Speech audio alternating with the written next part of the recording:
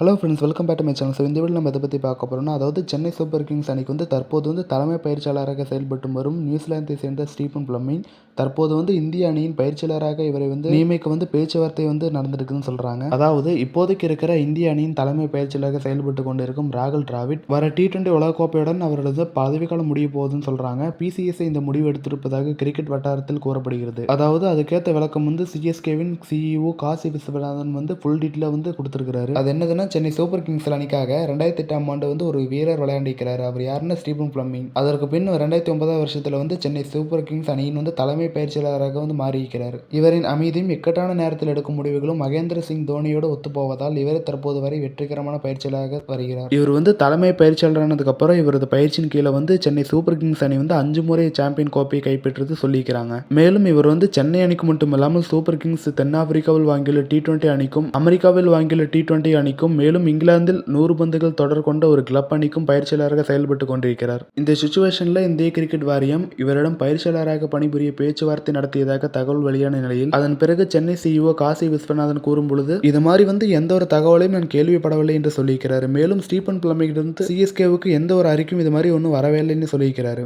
மேலும் இது போன்ற விளையாட்டு செய்திகளை தொடர்ந்து பெற நம்மளுடைய சேனலை சப்ஸ்கிரைப் செய்யுங்க.